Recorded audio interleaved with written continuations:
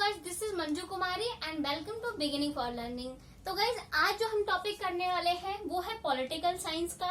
ठीक है, तो जो हमारा टॉपिक है वो है मार्क्सवादी view point about the state, यानी राज्य के स्वरूप के बारे में जो मार्क्सवादी हैं उनका क्या दृष्टिकोण है। इससे पहले मैं एक वीडियो में जो है वो उदारवादी दृष्टिकोण भी करवा चुकी हूँ, यानी जो एक आइडियलिस्टिक अप्रोच है राज्य के एक स्वरूप को लेकर, राज्य के नेचर को लेकर, उसके बारे में भी मैं बात कर चुकी हूँ। तो मैं उस वीडियो का जो लिंक है वो डिस्क्रिप्शन बॉक्स में शेयर कर दूंगी, तो आप वो वाला वीडियो भी देख सकते हो।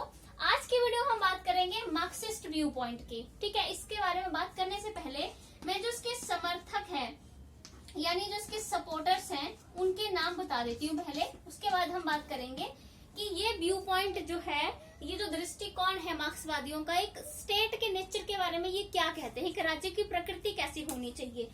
तो इसमें जो इसके सपोर्टर्स हैं यानी समर्थक हैं वो है, सबसे पहले तो हम कार्ल मार्क्स का नाम लेंगे। कार्ल मार्क्स तो इसके मुख्य जो सपोर्टर हम कह सकते हैं। हम इनको जो है इनका जन्मदाता यानी पितामह भी, इनका पिता भी कह सकते हैं। मार्क्स जो मार्क्सवादी विचारधारा है, ठीक है, कार्ल मार्क्स को ही इसका जो है वो फादर कहा जाता है मार्क्सवादी विचारधारा का। तो पहले सपोर्टर हो गए कार्ल मार्क्स, देन दूसरे हैं लेनिन। ठीक है, तो दूसरे जो उसके मुख्य सपोर्टर है वो है लेनिन। देन उसके बाद हमारे पास आते हैं ट्रॉट्स्काय, कार्ल मार्क्स, लेनिन, ट्रॉट्स्काय। ठीक है, उसके बाद ग्रामसी भी इसके जो है सपोर्टर हैं मुख्य, ग्रामसी। इसी तरह और भी इसके कुछ सपोर्टर्स हैं। ठीक है, तो मैंने यहाँ पर जो मुख्य इसके समर्थक है उनका नाम लिखवाया है, कार्ल मार्क्स, लेनिन, ट्रॉट्स्काय एंड ग्रामसी। तो अब हम बात करेंगे कि इनका आइडिया क्या है, इनका विचार क्या है राज्य के स्वरूप को लेकर। ये तो हो गए इसके सपोर्टर्स। तो मैं इनका जो आइडिया है राज्य के स्वरूप को लेकर उसको यहाँ पर आपको बता देती हूँ धीरे धीरे कर। जैसे इनके क्या विचार हैं राज्य के स्वरूप को लेकर। तो पहला आता है क्लास इंस्टीट्यूशन।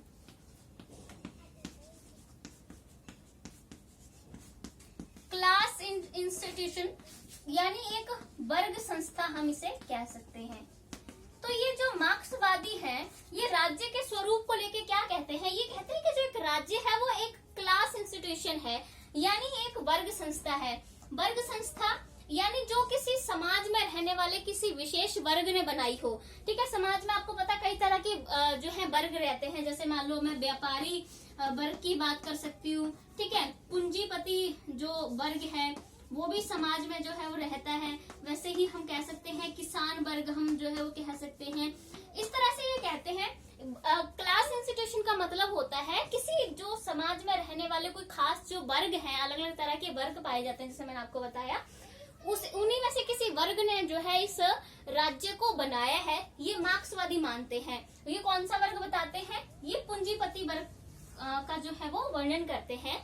यानी ये कहते हैं कि जो एक राज्य है वो एक वर्ग संस्था है, यानी इसे एक समाज में रहने वाले विशेष वर्ग ने बनाया है और वो वर्ग है पूंजीपति। यानी मार्क्सवादी कहते हैं कि राज्य को जो है वो पूंजीपति वर्ग ने अपनी आवश्यकताओं, अपने हितों की रक्षा के लिए बनाया है। तो पहली बात तो यही होगी कि इसे ये एक क्लास इंस्टीट्यूशन मान रहे हैं कि जो पूंजीपति वर्ग है उसने अपने हितों की रक्षा के लिए, अपनी आवश्यकताएं पूरे करने के लिए जो है राज्य को बनाया है, राज्य का निर्माण किया है, राज्य की स्थापना की है, पूंजीपति वर्ग ने की है। पहली बार तो ये बात मानते हैं। उसके बाद सेकंड जो इनका आइडिया है वो है आर्टिफिशियल, यानी राज्य को आर्टिफिशियल यानी बनावटी, यानी जो मार्क्सवादी है वो राज्य को आर्टिफिशियल मानते हैं यानी बनावटी है। जैसे कि पहले वाले पॉइंट से ही क्लियर हो जाता है, मार्क्सवादी कहते हैं जो राज्य है वो पूंजीपतियों ने अपनी आवश्यकताओं की पूर्ति के लिए बनाया है। यानी ये मानते हैं कि जो राज्य है वो मनुष्य ने अपनी आवश्यकताओं की पूर्ति के लिए, अपने हितों की रक्षा के लिए बनाया है। ये कोई प्राकृतिक संस्था नहीं है, ये बनावटी संस्था से बनाया गया है जो कि पूंजीपति वर्ग ने बनाया है। ठीक है, देन उसके बाद हमारे पास थर्ड जो आइडिया आता है स्टेट के नेचर को लेकर, जो ये कहते हैं वो है, अगर मैं बात करूं तो ये उसको एक जो हम कहते हैं ना वेलफेयर स्टेट, वेलफेयर स्टेट यानी कल्याणकारी राज्य। तो कल्याणकारी राज्य यानी जो मार्क्सवादी है, मार्क्सवादी जो है वो इसको एक कल्याणकारी राज्य नहीं मानते हैं। ठीक है, कल्याणकारी राज्य इसको क्यों नहीं मानते हैं ये, क्योंकि ये कहते हैं मार्क्सवादी कि जो राज्य है उसको पूंजीपतियों ने बनाया है, तो जो राज्य है वो सिर्फ पूंजीपतियों की रक्षा करेगा, उनके हितों की रक्षा करेगा, उनकी आवश्यकता पूरी करेगा। तो यानी किसी एक विशेष वर्ग के लिए ही राज्य जो है वो काम करेगा, क्योंकि उस विशेष वर्ग ने ही राज्य को बनाया है। तो ये कल्याणकारी संस्था नहीं है, सब लोगों के कल्याण की बात नहीं करता है राज्य। तभी तो ये आगे मैं एक और पॉइंट बताऊंगी, तभी ये कहते हैं कि राज्य खत्म हो जाना चाहिए, खत्म हो जाएगा धीरे धीरे। तो ये है कि ये इसको वेलफेयर स्टेट नहीं मानते हैं राज्य को। देन फोर्थ जो इनका मेन आइडिया है राज्य के स्वरूप को लेकर, वो आता है जो कि मैंने आपको अभी बताया कि स्टेटलेस यानी राज्य रहित, स्टेटलेस या फिर क्लासलेस यानी वर्ग रहित। ये कहते हैं, यकीन करते हैं कि स्टेटलेस सोसाइटी होनी चाहिए, यानी वर्ग रहित जो है वो सोसाइटी होनी चाहिए। यानी समाज में इस तरह के जो वर्ग पाए जाते हैं कि कोई व्यापारी वर्ग है, कोई और है, ऊंच नीच अमीर गरीब जो पाया जाता है, वो कहते हैं वो सब नहीं होना चाहिए। एकता होनी चाहिए, सब लोग एक ही स्तर पर होने चाहिए, एक समान बिल्कुल होने चाहिए। जैसा अगर मैं पैसों की बात करूं तो सब लोगों के पास बराबर हो, किसी तरह का कोई वर्ग नहीं रह जाए, पूरी समानता जो है समाज में हो जाए। तभी ये कहते हैं कि जो मजदूर वर्ग है, क्योंकि पूंजीपति वर्ग जो है मजदूर वर्ग पे अत्याचार करता है, ठीक है, तो यानी जो शासक वर्ग है वो शासित वर्ग को और ज्यादा दबाता है, उनका शोषण करता है। और शासित वर्ग किसे मानते हैं, ये मजदूरों को मानते हैं, और जो शासक वर्ग है ये उसको पूंजीपतियों को मानते हैं। यानी ये कहते हैं कि जो शासक वर्ग है यानी पूंजीपति जो है मजदूरों को शोषण करते हैं, उन्हें दबाते हैं, और ठीक है, इसलिए मजदूरों को जो है सामने उठ के सशस्त्रों का प्रयोग यानी हथियारों के प्रयोग के द्वारा मजदूरों को जो है वो इनका जो शासन है पूंजीपतियों का वो खत्म कर देना चाहिए, और मजदूरों को अपनी तानाशाही स्थापित कर लेनी चाहिए। और इस प्रकार से फिर कहते हैं कि जब मजदूर अपनी तानाशाही स्थापित कर लेंगे, और तानाशाही मजदूरों के कहते हैं इसलिए होने चाहिए ताकि तानाशाही नहीं रखेंगे तो हो सकता है पूंजीपति वर्ग फिर से वापस आ जाए, इसलिए मजदूरों को अपनी तानाशाही रखने चाहिए कुछ टाइम तक। फिर कहते हैं कि धीरे धीरे जो है वो सारे लोग एक समान हो जाएंगे, सबके एक समान होने का काम किया जाएगा। जब सब लोग एक समान हो जाएंगे, किसी तरह का कोई अंतर नहीं रहेगा, तो अपने आप जो समाज है वो क्लासलेस हो जाएगा यानी वर्ग रहित हो जाएगा। और जब किसी तरह के कोई वर्ग नहीं होंगे, सब लोग समान हो जाएंगे, तो लोगों को राज्य की जरूरत ही नहीं पड़ेगी, तो धीरे धीरे राज्य जो है वो खत्म हो जाएगा। तो यही है वो जो मानते हैं कि राज्य धीरे धीरे खत्म हो जाएगा, यानी स्टेटलेस सोसाइटी हो जाएगी। तो ये इनके 4 मुख्य विचार थे। तो यहाँ से हमें पता चल जाता है कि राज्य के स्वरूप के बारे में ये जो मार्क्सवादी है वो क्या सोचते हैं। ठीक है, अब हम लोग जो है मार्क्सवादियों के कुछ यहाँ पर डेफिनेशंस की बात भी कर लेते हैं कि ये राज्य के बारे में क्या कहते हैं, और इनकी डेफिनेशन से जो इनके दृष्टिकोण है वो और ज्यादा क्लियर हो जाएंगे हमारे सामने। ठीक है,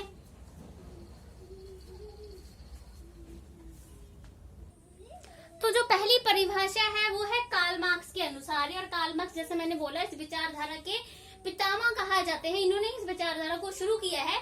तो ये क्या कहते हैं राज्य के बारे में, कार्ल मार्क्स कहते हैं राज्य एक उस संगठन के अलावा कुछ भी नहीं है जिसे पूंजीपति वर्ग द्वारा अपनी संपत्ति तथा विशेष अधिकारों की खतरों से रक्षा के लिए अपनाता है। यानी कार्ल मार्क्स कहते हैं कि जो राज्य है वो एक ऐसा संगठन है जो पूंजीपति वर्ग ने अपने जो संपत्ति है, जो उसके अपने अधिकार है, उनकी रक्षा के लिए से अपनाया है। यानी कार्ल मार्क्स इसको पूरी तरह से मानते हैं कि राज्य पूंजीपतियों ने शुरू किया है, वो भी सिर्फ अपने स्वार्थ के लिए, मतलब सिर्फ उन्होंने अपने लिए ही राज्य को जो है वो शुरू किया है। तो जो हम दूसरी एक और परिभाषा जो है इसके बारे में हम कर लेते हैं। तो जो दूसरी परिभाषा है वो है एंजल के अनुसार, वो कहते हैं कि राज्य एक वर्ग द्वारा दूसरे वर्ग का शोषण करने के लिए एक यंत्र के अलावा कुछ और नहीं है। ठीक है, तो ये भी यही मानते हैं कि जो राज्य है वो एक वर्ग ने दूसरे वर्ग का शोषण करने के लिए बनाया है, यानी पूंजीपति वर्ग ने मजदूर वर्ग का शोषण करने के लिए इस राज्य का जो है निर्माण किया है। तो ये है इनके व्यू पॉइंट। डेफिनेशन से भी हमें समझ में ही आ रहा है कि मार्क्सवादी यही समझते हैं कि जो राज्य है वो पूंजीपति वर्ग ने बनाया है ताकि मजदूरों का शोषण कर सके और अपना फायदा निकाल सके। इसलिए वो कहते हैं मजदूरों को जो है अपने हथियारों के जरिए एक विद्रोह करना चाहिए, पूंजीपति वर्ग का नाश कर देना चाहिए हथियारों के द्वारा, और उन्हें जो है अपनी सत्ता स्थापित करनी चाहिए और धीरे धीरे जो है सभी लोगों को एक समान करना चाहिए। और जब सब लोग एक समान हो जाएंगे तो राज्य अपने आप खत्म हो जाएगा, किसी को राज्य की जरूरत नहीं पड़ेगी। ठीक है, तो अब हम लोग यहाँ नेचर की बात करेंगे कि नेचर के बारे में क्या क्या अपने व्यू पॉइंट देते हैं। तो हम बात कर ही लेते हैं कि जो मार्क्सिस्ट हैं वो एक राज्य का नेचर यानी स्वरूप के बारे में जो है क्या कहते हैं। तो ये जो मैंने अभी पहले ही बताया कि जो मार्क्सवादी है वो 3 तरह का राज्य बताते हैं। एक पूंजीपति जो लोग हैं उनका राज्य, जो कि अभी कहते हैं प्रेजेंट में पूंजीपति राज्यों लोगों का राज्य है। ठीक है, वो एक प्रकार का राज्य पूंजीपति लोगों का बताते हैं। दूसरा राज्य की बात करते हैं कि मजदूर वर्ग का राज्य होगा, जब वो पूंजीपति वर्ग को हरा देंगे, उनको यहाँ से भगा देंगे, खत्म कर देंगे तब। उसके बाद तीसरे राज्य की बात करते हैं, वो होएगा वर्ग रहित, यानी जहाँ कोई राज्य होगा ही नहीं, एक ऐसा समाज भी होगा। ठीक है, तो इस प्रकार से 3 प्रकार के ये राज्य की बात करते हैं, यानी 2 राज्य, एक पूंजीपति का राज्य, मजदूर वर्ग का राज्य, उसके बाद एक ऐसा समाज होगा जहाँ कोई राज्य ही नहीं होगा। ठीक है, तो अब इन सबके बारे में, इनके नेचर के बारे में जो ही अपनी अलग अलग धारणाएं देते हैं, तो हम सबके अलग अलग नेचर के बारे में बात करेंगे। सबसे पहले हम पूंजीपति राज्य का स्वरूप यानी इनके नेचर के बारे में बात करेंगे कि इन्होंने पूंजीपति राज्य के स्वरूप के बारे में क्या बताया है, यानी पूंजीपति राज्य को कैसे कैसे बताते हैं कि कैसा है पूंजीपति राज्य, उसके बारे में हम यहाँ बात करने वाले हैं। तो इसमें पहला पॉइंट आता है कि राज्य का वर्गीय स्वरूप, पूंजीपति जो राज्य है उसके बारे में पहला पॉइंट है राज्य का वर्गीय यानी class character of the state, यानी वर्गीय राज्य है जहाँ क्लास पाई जाती है, वर्गीय स्वरूप। ठीक है, तो अभी हम पूंजीपति राज्य के बारे में बात कर रहे हैं, फिर मजदूर वर्ग का राज्य के बारे में बात करेंगे, फिर एक ऐसी समाज जहाँ राज्य होगा ही नहीं।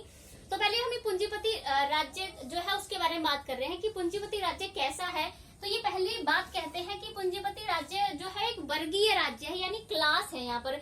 यानी जो मार्क्सवादी है वो ये कहते हैं कि जो पूंजीपति राज्य है वहां पर जो है पूरा राज्य जो है वो वर्गों में बटा हुआ है, यानी क्लास में पूरा राज्य जो है वो बटा हुआ है, जहाँ पर जो है वो सारे जो लोग हैं वो वर्गों में बटे हुए हैं। कोई शासक वर्ग है, ठीक है, कोई शासित वर्ग है, जो उस पे जो है वो शासक वर्ग जो है वो शासित वर्ग पर अपना शासन कर रहा है। कोई अमीर है, ठीक है, अमीर वर्ग है, कोई जो है वो गरीब वर्ग है, ठीक है, वैसे ही कोई जो है वो जागीरदार है, ठीक है, जागीरदार वर्ग है, तो कोई जो है वो मजदूर वर्ग है।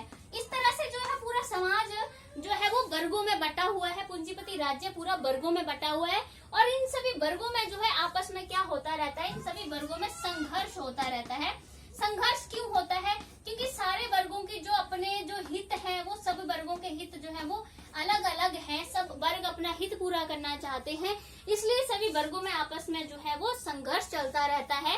पूरे उसमें जो है लड़ाई झगड़े सशस्त्रों का प्रयोग जो है वो होता ही रहता है, क्योंकि पूंजीपति वर्ग चाहता है उनकी पावर बनी रहे, वो अपनी संपत्ति की रक्षा कर सके, इसलिए वो राज्य पर अपना अधिकार चाहते हैं। मजदूर वर्ग चाहते हैं उनकी स्थिति में सुधार आए, उनको अधिकार दिए जाए, इसलिए वो चाहते हैं कि सत्ता पर उनका नियंत्रण हो। इसलिए सारे जो वर्ग हैं वो आपस में क्या करते रहते हैं, संघर्ष करते रहते हैं।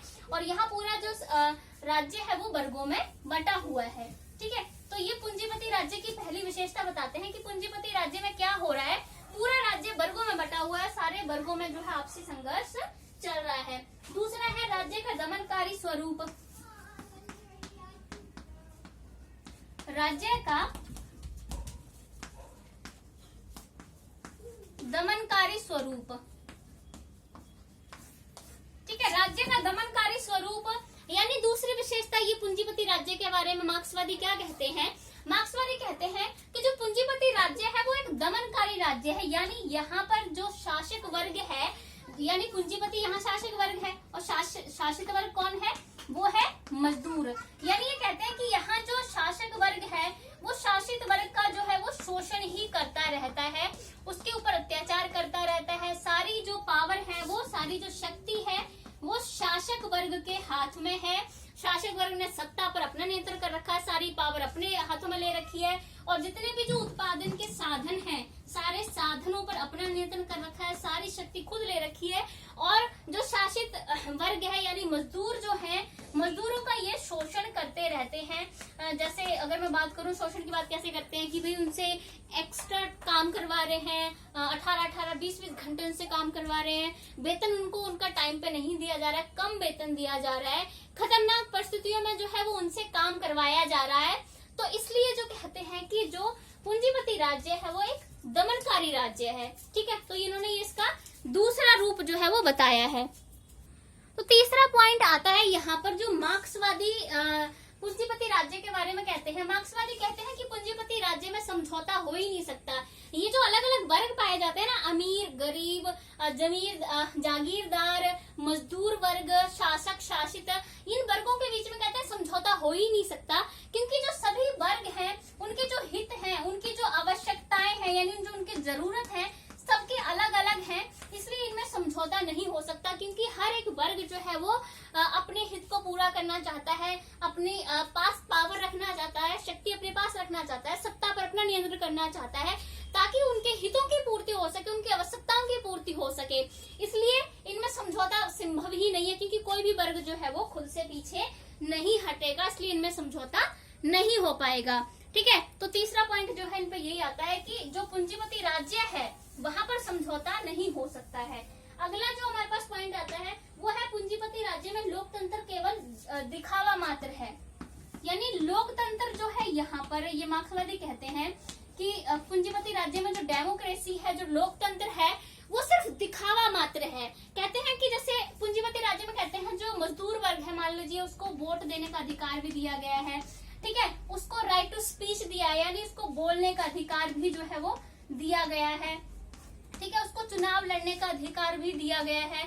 लेकिन इन सभी अधिकारों का मजदूर वर्ग के लिए कोई फायदा नहीं है, क्योंकि वोट या जो है वो जैसे चुनाव की बात है तो चुनाव लड़ने के लिए पैसा चाहिए, और पैसा जो है सब कुछ, पावर सब कुछ किसके पास है, वो है पूंजीपति वर्ग के पास। वो पैसे से जो है या जबरदस्ती से अपनी पावर का प्रयोग करके जो है वो सत्ता में आ जाएंगे, और फिर से सत्ता में आ जाएंगे तो सारी पावर उन्हीं के हाथ में है। और इस तरह से जो मजदूर वर्ग है जिसके पास पैसा भी नहीं है, पावर भी नहीं है, वो तो चुनाव लड़ नहीं पाएगा और कभी सत्ता में आ नहीं पाएगा। तो इस प्रकार से जो है कि मतलब उसको ऐसे, और बोलने की स्वतंत्रता है, यदि भी सरकार का क्रिटिसिज्म करेगा यानी पूंजीपति वर्ग का क्रिटिसिज्म करेगा तब उसे सजा दी जाएगी। तो इस प्रकार से इस तरह की जो डेमोक्रेसी की बात करते हैं पूंजीपति राज्य में, वो जस्ट एक दिखावा मात्र है, वो कोई रियल जो डेमोक्रेसी है, वास्तविक लोकतंत्र नहीं है। सिर्फ नाम के लिए ये सब दिया है, लेकिन वास्तविकता में ऐसा कुछ वहाँ नहीं है। तो इसलिए जो है इसका ये भी एक जो है वो पूंजीपति वर्ग के बारे में मार्क्सवादी कहते हैं कि पूंजीपति जो राज्य है वो वहाँ पर जो लोकतंत्र पाया जाता है वो किसी काम का नहीं है। ठीक है, उसके बाद फिफ्थ पॉइंट करते हैं कि पूंजीपति राज्य को हिंसक साधनों द्वारा ही समाप्त किया जा सकता है। यानी अब ये यहाँ हिंसक साधनों की बात भी करते हैं, जो कि मैं पहले भी बता चुकी हूँ। हिंसक साधन, अब जैसे कि मैंने बोला था कि जो मार्क्सवादी है वो यही कहते हैं कि जो पूंजीपति वर्ग है यानी जो पूंजीपति लोग हैं उनका राज्य जो है वो मजदूर वर्ग को जो है समाप्त करना पड़ेगा, सभी मजदूरों को एक साथ आना पड़ेगा, और मजदूरों को जो हथियारों का यानी सशस्त्रों का प्रयोग जो है वो करना पड़ेगा, तभी जो है वो पूंजीपति वर्ग को हराया जा सकता है, उसे समाप्त किया जा सकता है। वो कहते हैं कि अगर संवैधानिक जो अगर हम बात करें संवैधानिक हथियारों की बात करें यानी संवैधानिक तरीके से हम पूंजीपति वर्ग को खत्म करने की बात करें तो पूंजीपति वर्ग कभी खत्म नहीं होगा। संवैधानिक तरीके से वो फिर से वापस आ जाएगा, संवैधानिक तरीके से हो ही नहीं सकता। सिर्फ पूंजीपति वर्ग को तभी हराया जा सकता है जब सशस्त्रों का प्रयोग, हथियारों का प्रयोग किया जाएगा। जैसे अगर मैं कार्ल मार्क्स की बात करूं तो कार्ल मार्क्स कहते हैं कि इंग्लैंड और वैसे ही जो है अगर अमेरिका, तो कार्ल मार्क्स कहते हैं कि इंग्लैंड और अमेरिका जैसे जो राज्य है यानी देश है, यहाँ पर जो है संवैधानिक तरीकों से कहते हैं पूंजीपति वर्ग को हटाया जा सकता है। इंग्लैंड और अमेरिका में कार्ल मार्क्स कहते हैं, बट और जो विद्वान है वो इस चीज में बिलीव नहीं करते। वो यही कहते हैं कि संवैधानिक तरीकों से जो है पूंजीपति वर्ग को नहीं हराया जा सकता है, पूंजीपति वर्ग फिर से वापस आ जाएगा। इसलिए कहते हैं कि मजदूरों को हथियार उठाने चाहिए और पूंजीपति वर्ग को खत्म कर देना चाहिए। ठीक है, तो ये हुआ हमारा जो, जैसे कि मैंने बोला था कि 3 तरह का राज्य इन्होंने बताया है। एक तो पूंजीपति राज्य बताया है, तो हमने आज जो है वो पहले जो राज्य है पूंजीपति राज्य, उसके स्वरूप के बारे में हमने आज बात की।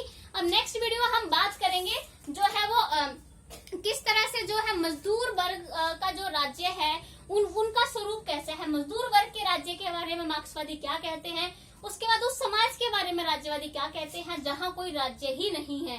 ठीक है, तो अगर आपको ये वीडियो अच्छी लगे तो लाइक शेयर सब्सक्राइब जरूर करना। Thank you so much guys. अगर आप पॉलिटिकल साइंस सोशियोलॉजी की वीडियो, सीटेट की वीडियोस भी देखना चाहते हो और पॉलिटिकल साइंस की और वीडियोस देखना चाहते हो तो आप मेरे चैनल पे आकर देख सकते हो।